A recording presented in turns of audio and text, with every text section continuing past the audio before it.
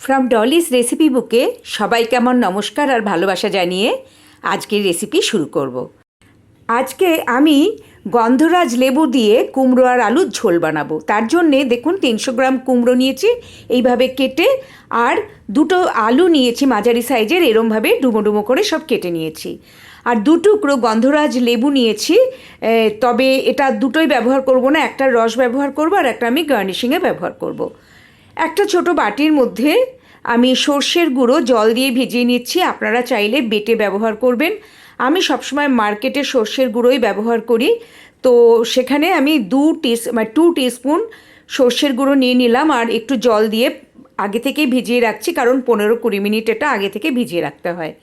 এবার একটা চাটু গ্যাসে বসিয়ে দিয়ে 2 টিস্পুন ধনের গুঁড়ো নিয়ে নিচ্ছি, আর 1 টিস্পুন জিরের গুঁড়ো, আর 1 টিস্পুন শুকনো লঙ্কার গুঁড়ো নিয়ে নিচ্ছি, আর এখানে নেব 1/2 টিস্পুন গোলমরিচের গুঁড়ো।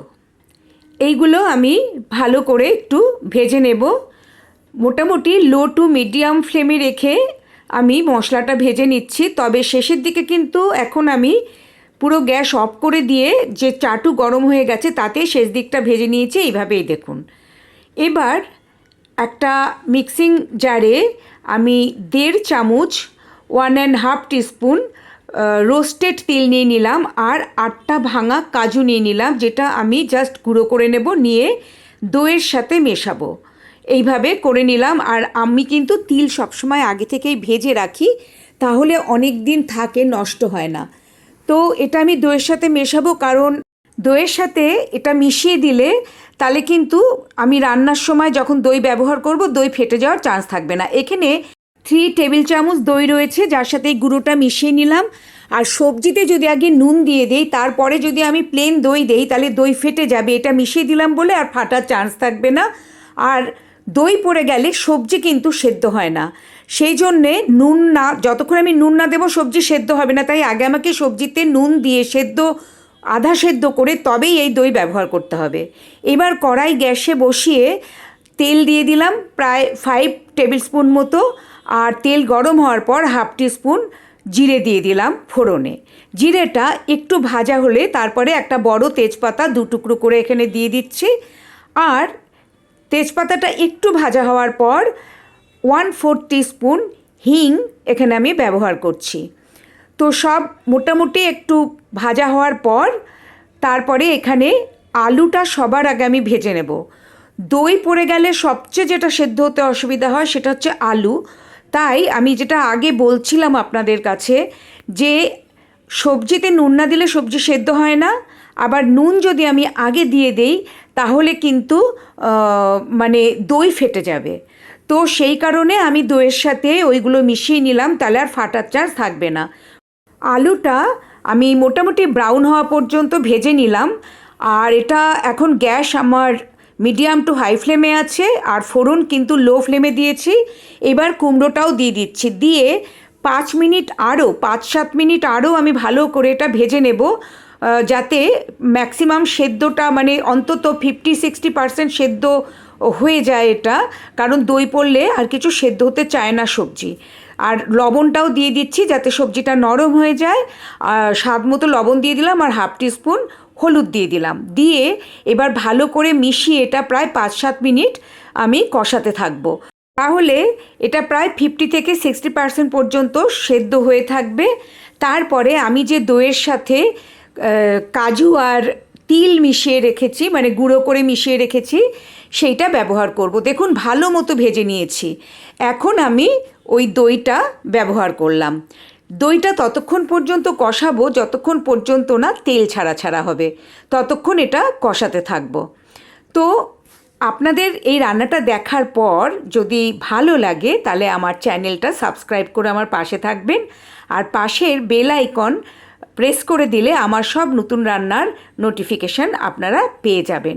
এবার দেখুন মোটামুটি শুকিয়ে এসেছে, তেল ছাড়া ছাড়া হয়ে গেছে। এখানে এখন আমি দুটো কাঁচা লঙ্কা ভেঙে দিয়ে দিচ্ছি। আর যে মশলাটা ভেজে রেখেছিলাম সেখান থেকে আমি 2 টিস্পুন এখন ব্যবহার করছি, কিছুটা গার্নিশিংয়ে ব্যবহার করব। আমি যতটা মশলা ভেজেছিলাম ততটা ব্যবহার করছি না, অতটা লাগবে না, কিন্তু তবুও আমি ভেজেছিলাম এই কারণে যে ওখানে একটা রেশিও আছে, দেখবেন যে 2 টিস্পুন ওখানে আমি ধনের গুঁড়ো ব্যবহার করেছি, আর 1 টিস্পুন জিরের গুঁড়ো, 1 টিস্পুন শুকনো লঙ্কার গুঁড়ো, 1/2 টিস্পুন আমি ওখানে গোলমরিচের গুঁড়ো ব্যবহার করেছি। তো এই রেশিওটা ঠিক রাখার জন্য আমি ওই পরিমাণ মশলা ভেজেছি।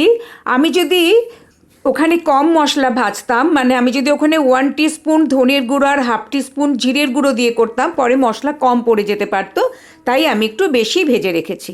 এবার আমি পরিমাণ মতো জল দিয়ে দিলাম, যাতে সমস্ত সবজিগুলো জলে ডুবে থাকে, তাতে আর কি সব সবজিগুলো ভালো মতো সেদ্ধ হয়ে যাবে। এখন ফুটে ওঠার পর আমি এটা ঢাকা দিয়ে রান্না করব। তার আগে 1 টিস্পুন ভর্তি করে চিনি দিলাম, যেহেতু দই ব্যবহার করেছি, আর পরে আবার আমি একটু গন্ধরাজ লেবুর রস ব্যবহার করব, সেই জন্যে পুরো ভর্তি করে 1 টিস্পুন চিনি দিলাম। এবার লো ফ্লেমে ফুটে ওঠার পর আমি প্রায় 7 থেকে 8 মিনিট রান্না করে নিলাম লো ফ্লেমে। এইবার ঢাকনা খুলে আমি যে সর্ষের গুঁড়ো জলে ভিজিয়ে রেখেছিলাম সেটা দিয়ে দিলাম এর মধ্যে, দিয়ে ভালো করে মিশিয়ে দিচ্ছি। এখন কিন্তু মিডিয়াম টু হাই ফ্লেমে আমি রান্নাটা করে নেব। আর দেখুন এই যে আলু সেদ্ধ হয়ে গেছে, আর আলু সেদ্ধ হয়েছে মানে কুমড়ো ভালো মতোই সেদ্ধ হয়ে গেছে। এবার জলটা আরেকটু আমি টানিয়ে নেব, একটু শুকিয়ে নেব। আর এখানে এখন এইটা শুকাতে থাকবে, ততক্ষণে আমি একটা ঘিয়ের মধ্যে হিং দিয়ে ফোড়ন তৈরি করে নেব। আপনারা যদি হিংয়ের গন্ধ পছন্দ না করেন তাহলে ডাইরেক্ট ঘি দিয়ে দেবেন, আর যদি পছন্দ করেন তাহলে আমি যেভাবে করছি সেভাবে করবেন। প্রথমে আমি ফোড়নে হিং দিয়েছিলাম, কিন্তু এতক্ষণ রান্না হতে হতে সেই গন্ধটা অনেকটা কমে গেছে, অনেক ফেড হয়ে গেছে। তাই এখন 1 টিস্পুন ঘিয়ের মধ্যে আবার 1/4 টিস্পুন হিং দিয়ে আমি একটু ফোড়ন বানিয়ে নিচ্ছি। এটা আমি রান্নার শেষে ব্যবহার করব, ঝোলটা ততক্ষণ আমার হতে থাকছে। এবার এটা একটুখানি ভেজে নিলাম, ভেজে নিয়ে এই ঝোলের মধ্যে দেখুন আমি দিয়ে দিচ্ছি, দিয়ে ভালো করে মিশিয়ে দেব। আপনাদের আগেই বললাম যদি হিং পছন্দ না হয় তাহলে আপনারা ডাইরেক্ট ঘি ব্যবহার করবেন।